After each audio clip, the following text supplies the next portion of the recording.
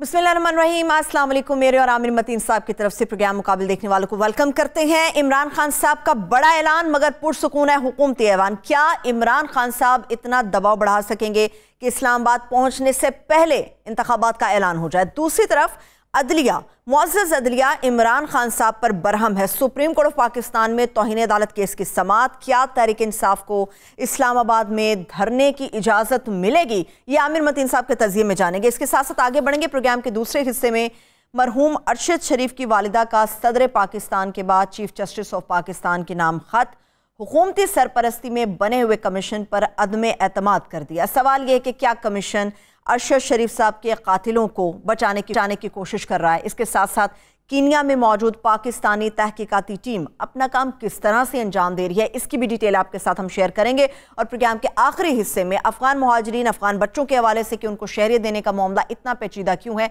ये भी आमिर मतीन साहब के तज़िये में जानेंगे। आमिर साहब, सबसे पहले तो लंबे मूड में नजर आ रहे हैं। 10 महीनों तक उन्होंने कहा कि मैं एंगेज कर सकता हूं। आपको नहीं लगता कि चंद महीनों बाद तो वैसे ही इलेक्शन के हवाले से कैंपेन शुरू हो जाएगी, तो ये लॉन्ग मार्च किसी इलेक्शन मुहिम में तब्दील हो जाएगा? नहीं, चंद महीनों में इलेक्शन का अनाउंसमेंट हो जाए फिर तो खान साहब की सारी डिमांड समझे पूरी हो गई। तो वो तो बात कर रहे हैं कि जी नवंबर तक अगले तक इलेक्शन जा सकते हैं। तो मेरा ख्याल वो उसमें अपना सिर्फ ये बता रहे हैं कि ये जब तक ये डिमांड पूरी नहीं होगी तो वो बैठे रहेंगे। इसलिए आप कह सकते हैं कि समथिंग इज़ एट वर्क। तो अभी फ़िलहाल बड़ी मैं समझता हूँ तशवीशनाक और ख़तरनाक सूरत हाल ये है कि इमरान खान जो हैं वो एक तरफ ये ज़रूर बात करते हैं कि कानून और आइन के दायरे में रह के बात करेंगे, अमन शांति रहेगी, बट साथ में फिर ये भी इशारा देते हैं क्योंकि फिर फ़ायदा कोई नहीं है। वो ये कहते हैं कि जी ईरानी इनकलाब भी फिर आ सकता है। दाएं बाएं अगर उनके लोगों से बात की जाए तो वो टर्किश इनकलाब की भी बात करते हैं। टर्किश इनकलाब अगर किसी को याद हो, जिसके अंदर के वहाँ की इस्टेब्लिशमेंट के ख़िलाफ़ जो है वहाँ के लोग उठ खड़े हुए थे और उनका कोई 100 साल पुराना आप समझ लें जो मोनोपोली थी वो तोड़ी गई।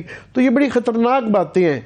और साथ में दूसरी तरफ देखा जाए तो हुकूमत जो है वो एक डिनाइल में नज़र आती है। वो राना सनाउल्लाह साहब कहते हैं कि जी 4-5 हज़ार लोग हैं, नवाज शरीफ साहब कहते हैं जी 2,000, 4,000, 5,000 हैं, जबकि एक पूरा मुल्क जो है वो एक अलर्ट पे है।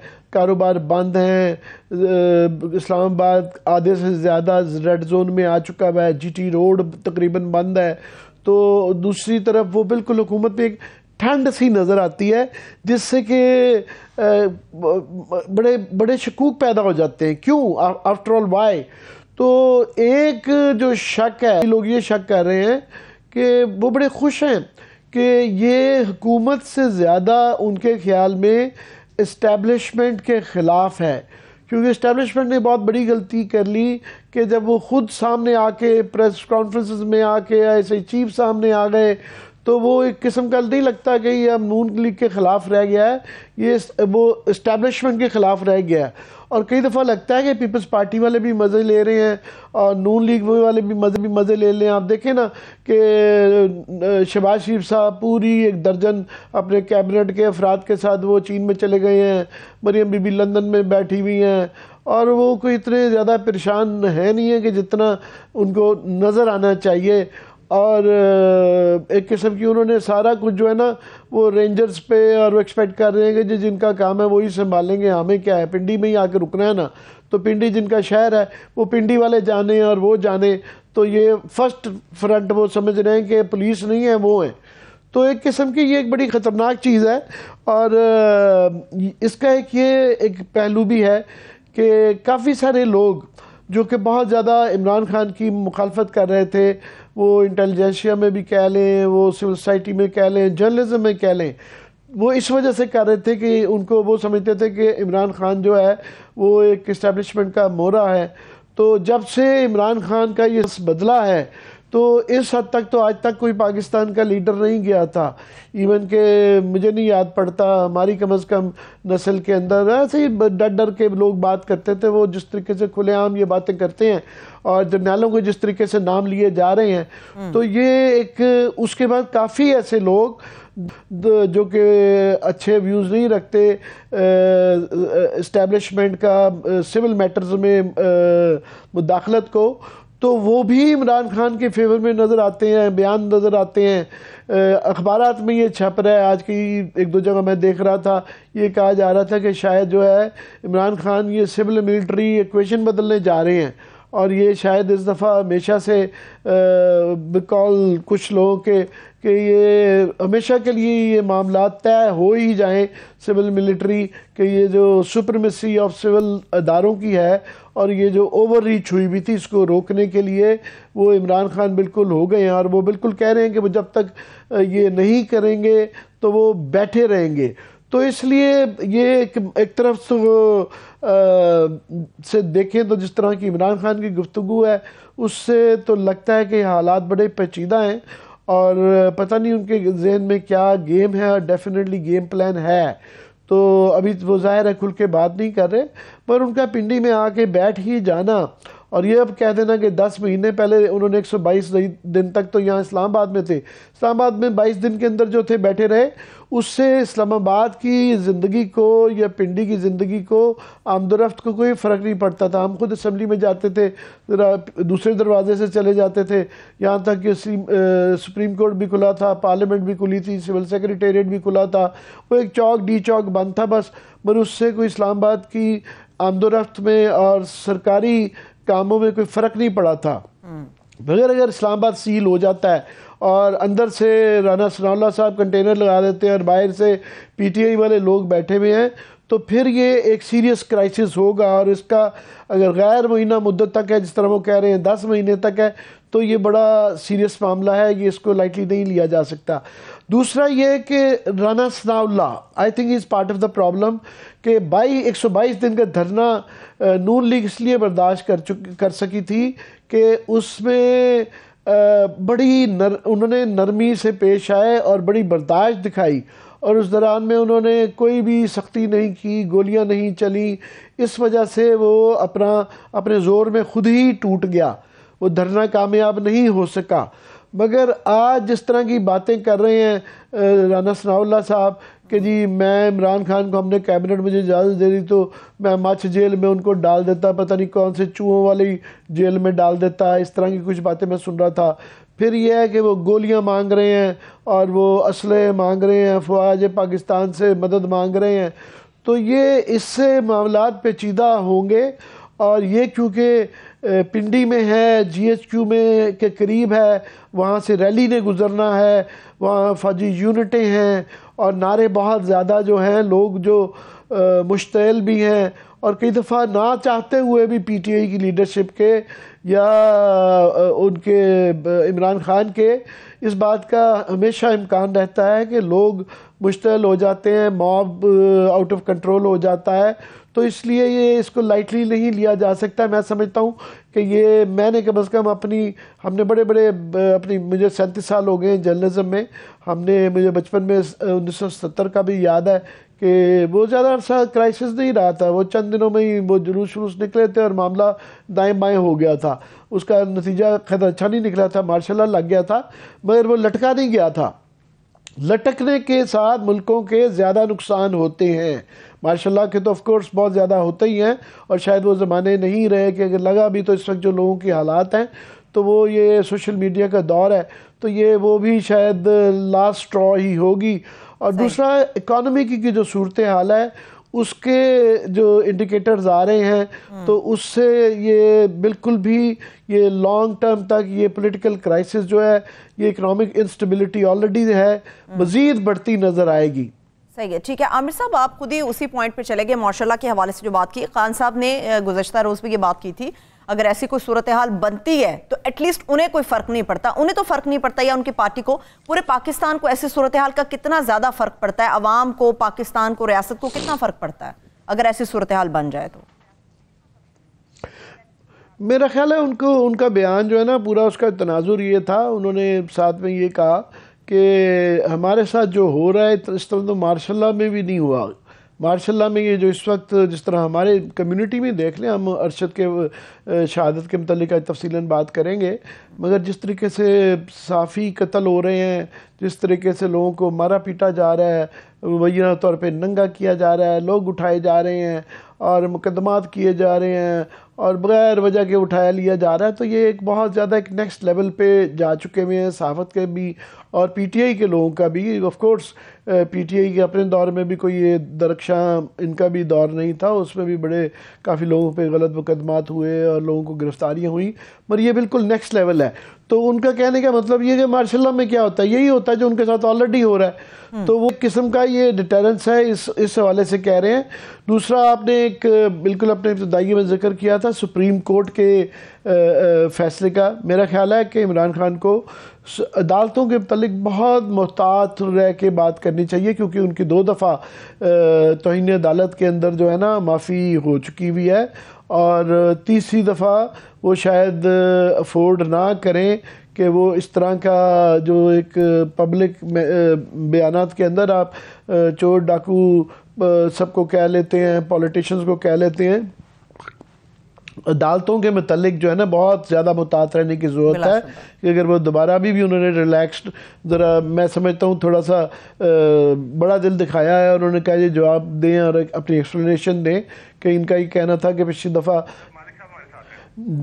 تو اس دفعہ انہوں نے عدالت کو نہ صرف ان سے ایکسپلینیشن مانگی ہے، اور کہ پچھلی دفعہ کیونکہ یہ ہوا تھا کہ انہوں نے کہا تھا کہ یہ آگے اسلام آباد میں نہیں آئیں گے، اور یہاں بلو ایریا میں دیکھا کہ لوگ آ بھی گئے اور انہوں نے آگ واگ بھی جلائی، تو بہت محتاط ہے. میرے ساتھ محمد مالک صاحب نے ہمیں جوائن کر لیا، میں چاہوں گا کہ ان سے ویو لوں. مالک صاحب بہت شکریہ آپ کا وقت نکالنے کا. جی السلام علیکم. جی مالک، آپ کے تعارف کا تو میں نے کرایا نہیں اس لیے کہ کسی تعارف کا محتاج نہیں ہے. مالک، آپ کا پروگرام میں دیکھ رہا تھا، اس میں اسد عمر صاحب نے یہ کہا کہ یہ جو اس مسئلے کا حل ہے یا وہ فوج کے پاس ہے یا عدالت کے پاس ہے. عدالت کا تو مجھے نہیں سمجھ آتا کہ عدالت کے پاس کیا ایسی کوئی آئین کے اندر یا قانون کے اندر کوئی طریقہ کار موجود ہے سوائے اس کے کہ نیشنل اسمبلی کے اندر کوئی تبدیلی ہو جائے کہ وہ 58(2) بھی نہیں رہی ہے، کچھ بھی نہیں ہے. عدالت کیسے کرے گی؟ اور فوج کا بھی سمجھائیں مجھے کہ اگر کرے گی تو کیسے کرے گی. آپ کو ان کے جواب کا کیا سمجھ آئی ہے؟ کیا تناظر کیا تھا اس کا؟ عامر، ایک تو تناظر یہ ہے کہ اگر فوج کے سلوشن نکالے گی تو اس کو کورٹ سینکٹیفائی کر سکتی ہے. کس طرح کر سکتی وہ ہمیں نہیں پتا، کیونکہ ہمیں سلوشن ابھی پاسبل نظر نہیں آ رہا. میرا سوال ان سے یہ تھا کہ آپ گورنمنٹ سے بات نہیں کر رہے، گورنمنٹ آپ سے بات نہیں کر رہی. آپ نے مجھے کہا ہے کہ ہم آرمی سے بات نہیں کر رہے. آرمی کی جوائنٹ پریسر کے بعد نظر آ رہا ہے کہ فوج آپ سے بات نہیں کر رہی. پہلے ہوتا یہ تھا گورنمنٹ ہوتی تھی، اپوزیشن ہوتی تھی، تو جب اسٹیل میٹ ہوتا تھا تو آربیٹریشن فوج کرتی تھی. اب فوج آربیٹریشن نہیں کر رہی. اب ان کے نزدیک فوج is part of the problem, not part of the solution at one level. دوسرا، کورٹ اپنی ایشو تھا، آپ نے ابھی دیکھا جو ججز کی اپوائنٹمنٹس تھیں اس پہ اسٹینڈ آف ہو گیا چیف جسٹس کا اور حکومت کا. ایک لا منسٹر کو ریزائن کرنا پڑا. اس کے بعد ہم نے دیکھا کہ اٹارنی جنرل تھے وہ بھی چلے گئے، انہوں نے اپنی بیماری شو کی تھی، وہ سارا ہوا. تو جب یہ آپ ساری چیزیں دیکھتے ہیں تو اس وقت فل فورس میں سپریم کورٹ کے اپنے کانفلکٹ ویسے چل رہے ہیں. ہر جگہ ایک کیوس پھیلا ہوا ہے، ایک بڑا پرفیکٹ سٹارم بنتا جا رہا ہے، پولیٹیکل سٹیل میٹ کی طرف ہم جا رہے ہیں. اب اس کے اندر کوئی سلوشن پیورلی پولیٹیکل کانٹیکس کا سلوشن نہیں نکل رہا. عمران خان صاحب اپنی مارچ کانسٹنٹلی ڈیلے کر رہے ہیں. بہت سے دوستوں کا خیال یہ ہے کہ وہ تب تک اس کو بھی کھینچیں گے جب تک کچھ آئیڈیا نہیں ہوگا کہ نیا آرمی چیف آ رہا ہے یا نہیں آ رہا، سمری موو ہو رہی ہے نہیں ہو رہی، اور کہ کیا یہ کنٹینیو تو نہیں کریں گے اگر عاصم منیر تو نہیں لگ رہے. There are so many views with in views. تو یہ ایک گھرمس سمجھتا جا رہا ہے، اور جس کو پنجابی میں کہتے ہیں نا گنڈا وہ بنڈیاں جا رہی ہیں جڑی دندا نال کھولنیاں پینڈیاں. So now everybody knows that something has to give. Imran نہیں کر رہے, ان کے ہاتھ میں زیادہ پتے ہیں, گورنمنٹ کے پاس آپشن نہیں ہے. So obviously where does it go? اب دو انسٹیٹیوشنز ہیں جو ٹیکنیکلی, کنسیپچولی اور لیگلی جو اے پولیٹیکل ہونی چاہیے, لیکن ہم دیکھتے یہ ہیں کہ دونوں کے جو ہیڈز ہیں وہ ٹوٹلی آل پاورفل ہے, ٹوٹلی ان اکاؤنٹیبل ہے. نہ آپ چیف جسٹس سے کچھ پوچھ سکتے ہیں, نہ آپ آرمی چیف سے جواب دہی لے سکتے ہیں. اب اور وہی دو ادارے جن کا ویسے تھیوری کے اندر کوئی تعلق نہیں ہے پولیٹیکل ایکویژن سے, وہی اس وقت موسٹ انٹروسو ہو گئے ہیں, وہی اس وقت سینٹرل پوزیشن میں آ گئے ہیں. سو یہ بڑی ایک الارمنگ سچویشن بنتی جا رہی ہے. اور جب پولیٹیشینز آپس میں بات نہیں کریں گے, آپ کو یاد ہے کہ جب وہ باتیں نکلی تھیں آرمی چیف کے وہ NDU والے لاسٹ لیکچر میں, جو سیکورٹی ورک شاپ میں انہوں نے لیکچر دیا تھا, تو وہاں انہوں نے ایک بات کی تھی, وہاں پہ انہوں نے ایک بات کی تھی کہ جی ہمارے تو ڈفرینسز تب ہوئے عمران خان صاحب سے پچھلے فیبروری میں, جب فیبروری 2022 میں جب ہم نے ان کو بتا دیا تھا کہ ہم نے کسی آپ کی پولیٹیکل موو میں ہم نہیں اب آپ آئیں گے, اور ہم صرف وہ کام کریں گے جو انسٹیٹیوشنل بائی لا ہم کر سکتے ہیں, ہم نے آپ کی کوئی مدد نہیں کرنی, PTI کے ساتھ فوج پارٹی نہیں بن سکتی. اس کے بعد ہم نے یہ دیکھا کہ ٹوٹلی جو اب ایکویژن ہے, اب آپ مجھے بتائیں کہ جب یہ آپس میں بات نہیں کریں گے تو ایک ویکیوم کریٹ ہوگا.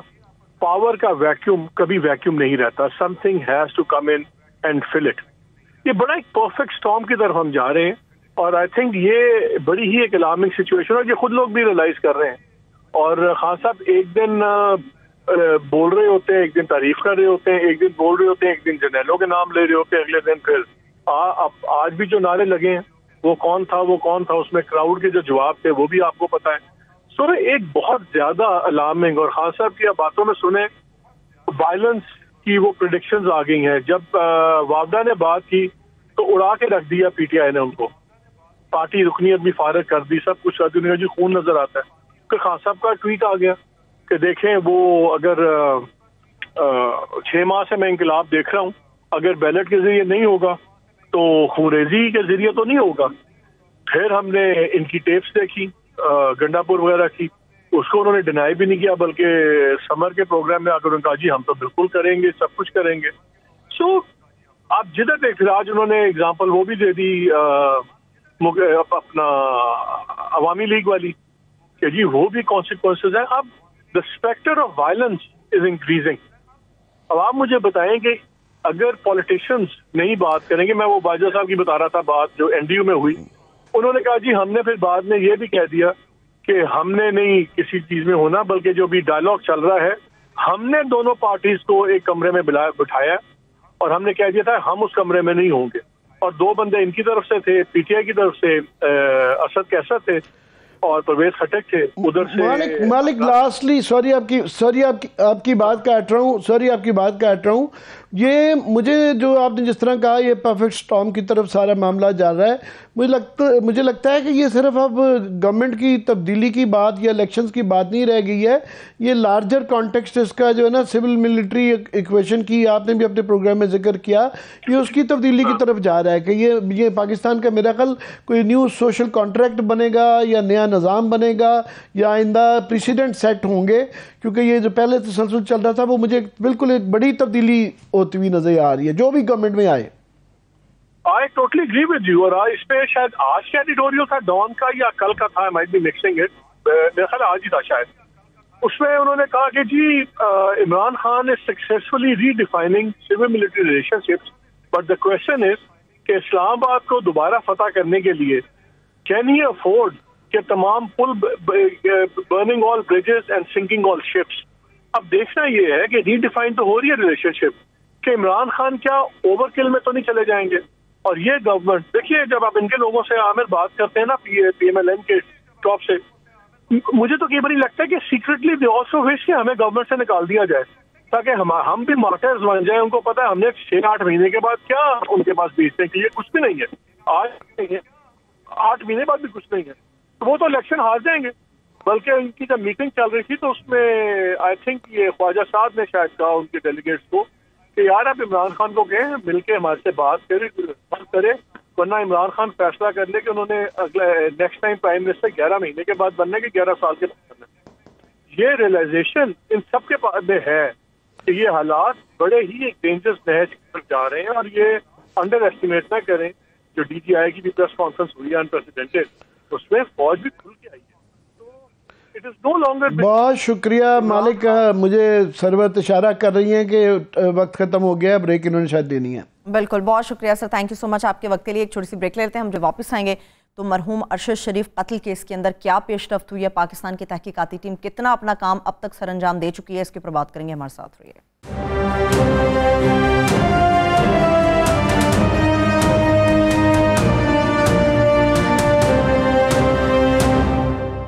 بریک کے بعد ایک بار پھر سے پروگرام میں ہم آپ کو خوش آمدید کہیں گے. ارشد شریف مرحوم کے قتل کے حوالے سے پاکستان کے اندر بڑی پیش رفت یہ ہوئی ہے کہ ان کی والدہ محترمہ نے ایک خط صدر پاکستان کے نام لکھا تھا، مگر اب چیف جسٹس آف پاکستان کے نام خط لکھا ہے. اس کے حوالے سے، اس کے متن، اس کی ڈیٹیل کے حوالے سے بات کریں گے.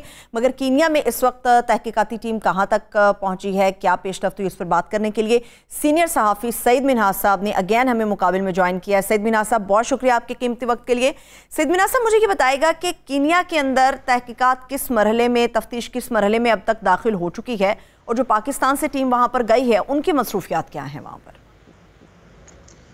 جی، سب سے پہلے تو میں تھوڑی سی تحقیقات کے حوالے سے بات کر دوں کہ جو تحقیقات ہے وہ بڑے سنگل پوائنٹ کے اوپر کینیا کے پریزیڈنٹ نے انڈیپینڈنٹ جو پولیسنگ اتھارٹی ہے، اوور سائٹ اتھارٹی، اس کو دی ہوئی ہے، اور ان کا 1 پوائنٹ ایجنڈا ہے. وہ صرف اس چیز کو دیکھ رہے ہیں کہ جو پولیس آفیسرز، 4 پولیس آفیسرز اس دن اس جگہ پہ تعینات تھے، انہوں نے رولز کی کیا وائلیشن کی ہے، اور کیا انہوں نے بغیر ان سارے پروٹوکولز کو مد نظر رکھتے ہوئے جو پولیس کے ہوتے ہیں اس کے بغیر فائرنگ کی ہے، یہ مرڈر کے زمرے میں آتا ہے کہ نہیں آتا. تو وہ صرف 1 پوائنٹ ایجنڈے کے اوپر کام کر رہے ہیں، اور اس کے اوپر جو پولیس کے سینئر رہنما ہیں ان سے میری 2-3 سے بات ہوئی. ان 2-3 کا جو مطمئن جو اوور آل تھا، کرکس یہ تھا کہ ان کا ابھی بیلسٹک جو ایگزامینیشن ہے بلٹس کا، جو بلٹس کے خول وہاں سے اٹھائے تھے اور جو بلٹس ارشد شریف کی باڈی سے نکلی ہیں، ان کا ابھی فورینزک یا بیلسٹک ایگزامینیشن مکمل نہیں ہوا. ارشد شریف کی باڈی کے جو کیمیکل ایگزامینیشن ہے اس کی کچھ رپورٹس ابھی مکمل نہیں ہوئی. پوسٹ مارٹم رپورٹ ان کے قبضے میں ہے، لیکن ارشد شریف کی کوئی بھی چیز جو ہم بار بار پوچھ رہے تھے کہ ان کا لیپ ٹاپ کہاں پہ ہے، ان کا فون کہاں پہ ہے، وہ ان کے قبضے میں نہیں ہے، کیونکہ وہ کہتے ہیں کہ یہ ہمارے دائرہ اختیار میں نہیں تھا کہ ہم یہ چیک کرتے کہ وہ کہاں ٹھہر رہا ہے، کب آیا ہے، کس کے ساتھ آیا ہے. ہاں، انہوں نے سٹیٹمنٹ لی ہیں خرم کی بھی اور وقار کی بھی اور اس فارم ہاؤس کے ملازمین کی بھی اور وٹنسز کی بھی اور 4 پولیس والوں کی بھی. تو ٹوٹل 10 سے 12 سٹیٹمنٹس انہوں نے اب تک ریکارڈ کی ہیں اس سارے میں. لیکن یہ کینیا کی وہ والی اتھارٹی ہے جو کر رہی ہے. اب جب ان سے پوچھا کہ جی پاکستانی یہاں پہ آئے ہوئے ہیں تو وہ انویسٹیگیشن کر رہے ہیں، وہ اکیلے کر رہے ہیں یا آپ کر رہے ہیں، تو ان کا کہنا تھا کہ پاکستان سے کون سی انویسٹیگیشن ٹیم آئی ہوئی ہے، ہمیں تو صرف ایمبیسڈر صاحبہ ایک آئی تھی، وہ اپنے ساتھ کچھ پاکستانی آفیشلز لائی تھیں جنہوں نے ہم سے صرف یہ پوچھا کہ جی تحقیقات ٹھیک چل رہی ہے کہ نہیں چل رہی. نہ ہم نے ان سے کوئی مدد مانگی، نہ انہوں نے ہم سے کوئی مدد مانگی، نہ انہوں نے ہم سے کوئی سوالات کیے. انہوں نے صرف پوچھا کہ جی تحقیقات کیسی چل رہی ہے، کیونکہ ہم ایک انڈیپینڈنٹ اتھارٹی ہیں اور ہم کسی کے ساتھ مل کے کوئی انویسٹیگیشن نہیں کر رہے، نہ ہی ہمیں کوئی حکومت پاکستان کی طرف سے یا امبیسڈر کی طرف سے کوئی یہ اس طرح کی ریکویسٹ آئی کہ جی یہ کوئی انویسٹیگیشن ٹیم آئی ہوئی ہے. جو ان کے مصروفیات یہاں پہ ہیں جو آپ نے پوچھا، تو مصروفیات یہ لگ رہی ہیں کہ وہ پینٹ اور ٹائی کوٹ پہن کر کرٹسی کالز کر رہے ہیں. انہوں نے انڈیپینڈنٹ پولیسنگ اوورسائٹ اتھارٹی کے ساتھ، بورڈ کے ساتھ جا کے ایک میٹنگ کی جو کرٹسی کال تھی، جس کی تصویریں ایمبیسی نے ایشو نہیں کی بلکہ ان کی تصویریں جو تھیں وہ ایشو کی ہیں انڈیپینڈنٹ پولیس اتھارٹی نے اپنے ٹویٹر اکاؤنٹ کے اوپر. معذرت کے ساتھ سعید مناسب میں آپ کو یہاں پر روک رہی ہوں، یہ ساتھ ساتھ ہمارے جتنے بھی ناظرین ہیں وہ تصویریں بھی دیکھ رہے ہیں کہ پاکستان کی تحقیقاتی ٹیم انفیکٹ وہاں پر تحقیق یا تفتیش کے لیے نہیں بلکہ اپنی بظاہر محسوس ہوتا ہے تفریح کے لیے گئی ہے. پاکستان کی ٹیم کا کتنا سنجیدہ مزاج ہے، کبھی کینڈی کرش کھیلتے ہوئے نظر آتے ہیں، کبھی ہمیں اس قسم کے موڈ میں نظر آتے ہیں. عامر صاحب آپ بھی دیکھ رہے ہوں گے یہ. جی، اور اس کے بعد آپ نے دیکھا کہ میں دیکھ رہا ہوں، میں ایک چیز ایڈ کر دوں کہ آپ بھی تعارف کروانا بھول گئیں کہ سعید منہاج صاحب اس وقت نیروبی میں بیٹھے ہوئے ہیں. یہ کئی اخبارات کے مدیر رہے ہوئے ہیں, بڑے سینئر صحافی ہیں, اور ہماری بڑی خوش نصیبی ہے کہ یہ نیروبی سے ہمیں جوائن کر پا رہے ہیں, اور ان کی زبانی سنتے ہیں کہ وہاں یہ جو نیچے ہم تصویریں سعید دکھا رہے ہیں کہ وہ دانت نگال رہے ہیں, سووینئرز لے رہے ہیں. اور اس سے پہلے جو پاکستان کی وہاں پہ ایمبیسڈر ہیں, ان کا رویہ بھی, ان کے جو بیانات پہلے ہی آئی کہ بغیر تفتیش کے انہوں نے کہا جی وہ ہالیڈے پہ آئے ہوئے تھے, اور یہ تفتیش کے بغیر ہی پہلے ہی کہہ دیا تھا انہوں نے کہ یہ مسٹیکن آئیڈینٹی تھا. انہوں نے پہلے ہی فیصلہ صادر فرما دیا. اس پہ ذرا روشنی ڈالیں.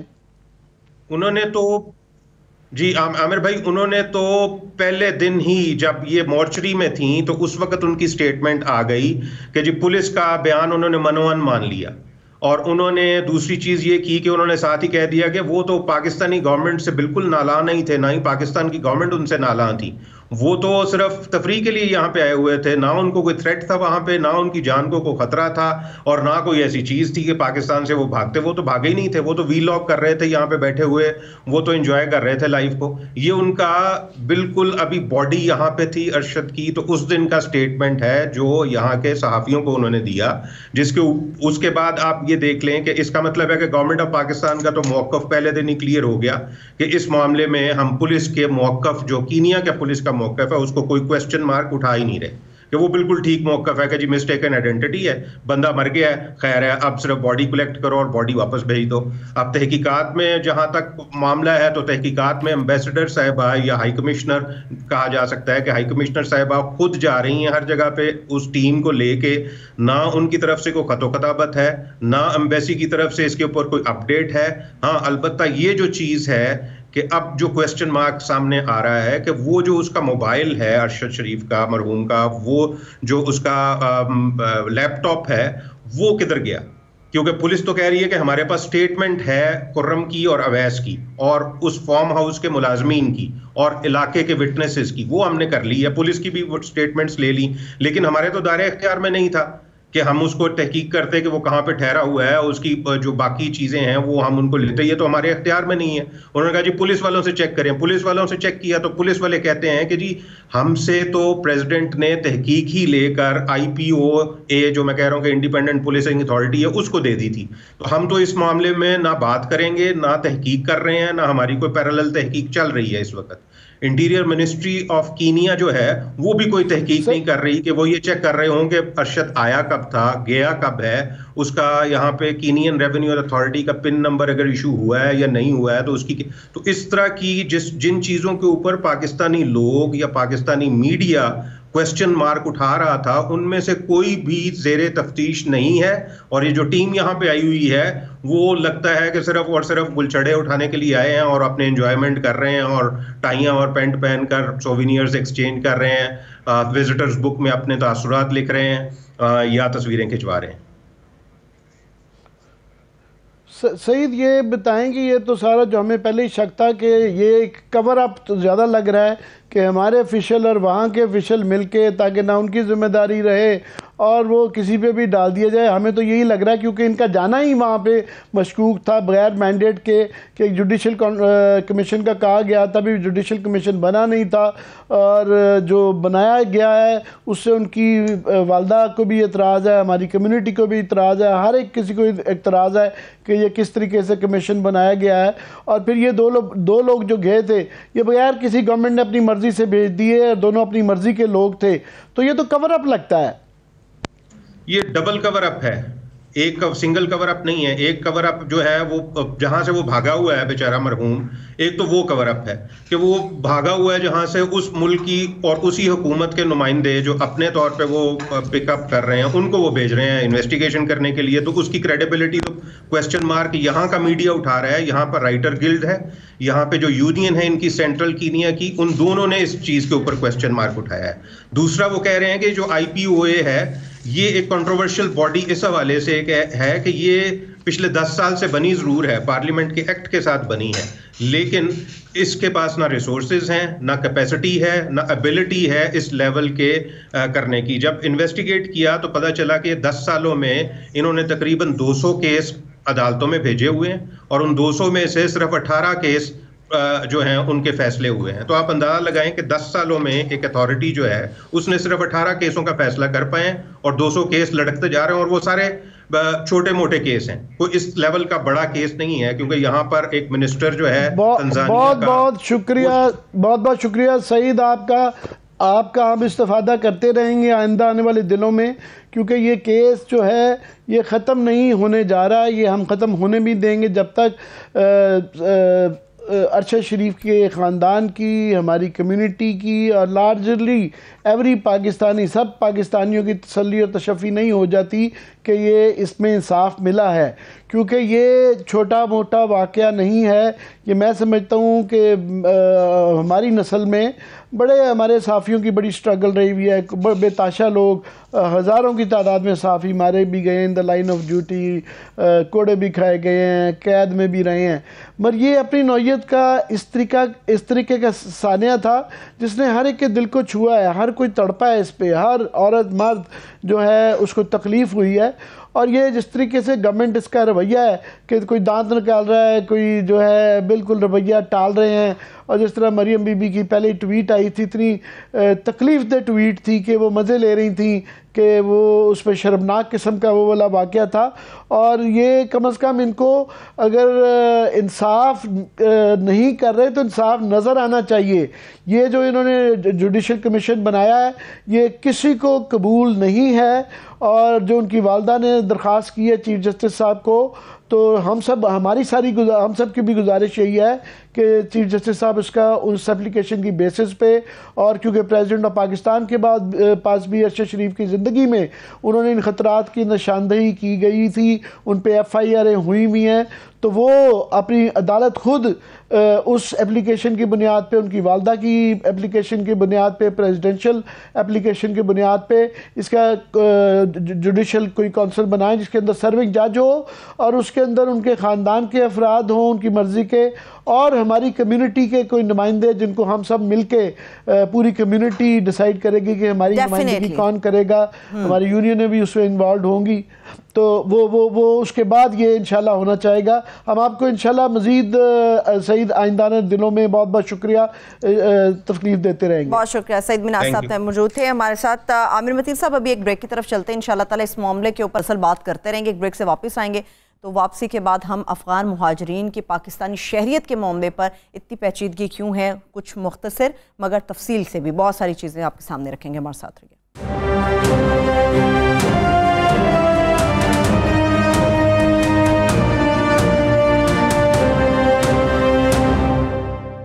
بریک کے بعد ایک بار پھر سے پروگرام میں ہم آپ کو خوش آمدید کہیں گے. پاکستان کے اندر افغان مہاجرین کے بچوں کے لیے شہریت دینے کا جو معاملہ ہے اس پر بات کرنے کے لیے اورنگزیب خان صاحب، یہ ماہر افغان امور ہمارے ساتھ موجود ہیں، ان سے بات کریں گے، ان کی طرف جائیں گے. سر تھینک یو سو مچ آپ کے وقت کے لیے. مگر اس سے پہلے عامر صاحب میں آپ کی طرف آنا چاہوں گی کہ اگر کوئی ایسا قانون موجود ہے تو اس میں پیچیدگی کیوں ہے پھر؟ یہ جی اسلام آباد ہائی کورٹ کا ایک بہت بڑا فیصلہ سامنے آیا ہے جس پہ ہمارے ہاں اتنی بحث نہیں ہوئی، مگر اس کے بڑے دور رس نتائج ہیں. فیصلہ یہ آیا ہے کہ 24 سالہ افغان بچہ جو کہ پاکستان میں پیدا ہوا، فضل حق ان کا نام ہے، انہوں نے اپلیکیشن دی کہ جناب مجھے شہریت دی جائے. اسلام آباد ہائی کورٹ نے فیصلہ یہ دیا ہے کہ 1951 کا یہ ایک ایکٹ ہے جس کے تحت آپ جو بھی بچہ یہاں پاکستان میں پیدا ہو، ایکسیپٹ دو ایک صورتیں ہیں جس میں نہیں وہ ہو سکتا کہ اگر وہ سفارتکار کا بچہ ہو یا کوئی یہاں پہ قابض افواج ہوں اور ان کا کوئی بچہ ہو، تو اس کے علاوہ ہر بچے کا حق بن جاتا ہے کہ وہ اس کو شہریت دی جائے. تو یہ عدالت کا کہنا ہے کہ یا تو اس کے اوپر تبدیلی کرنی ہے تو قانون سازی کی جائے، موجودہ قانون کے تحت ان کو نہیں روکا جا سکتا.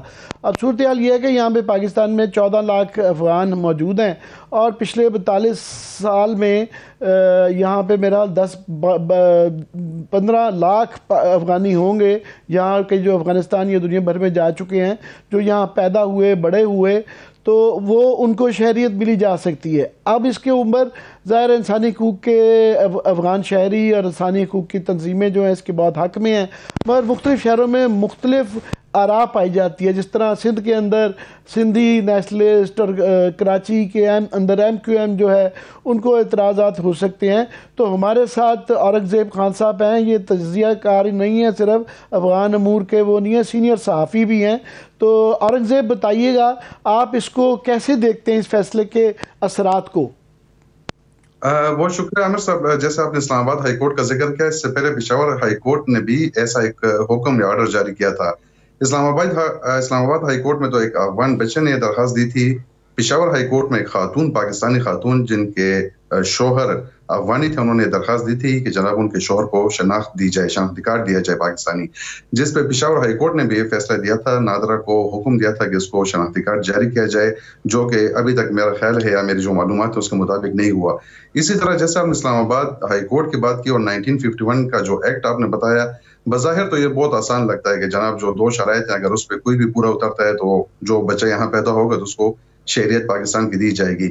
افغانستان ان دونوں شرائط پہ پورا اترتا ہے، یعنی اس کو ابھی تک پاکستان ریاست نے ڈکلیئر نہیں کیا کہ پاکستان کا دشمن ملک ہے. اس لیے یہاں جو بچے پیدا ہوتے ہیں افغان، تو پاکستان کے قانون کے مطابق ان کو شہریت دی جا سکتی ہے. لیکن عامر صاحب آپ نے ہم سے زیادہ آپ کو پتا ہے جو پاکستان کا قانون ہے یا PBC ہے، اگر بظاہر آپ اس کو پڑھیں تو بہت آسان نظر آتا ہے. اس میں کچھ چند نکات ہی ہیں اور ایک عام بندہ بھی ان کو سمجھ جاتا ہے. لیکن ان نقطوں پہ جب کورٹ میں بات ہوتی ہے تو ان پھر نقطوں میں بہت سی باریکیاں آتی ہیں. ان باریکیوں کو جب ڈسکس کیا جاتا ہے تو پھر بڑے بڑے نقطے سامنے آتے ہیں، پھر بڑے بڑے فیصلے ہوتے ہیں.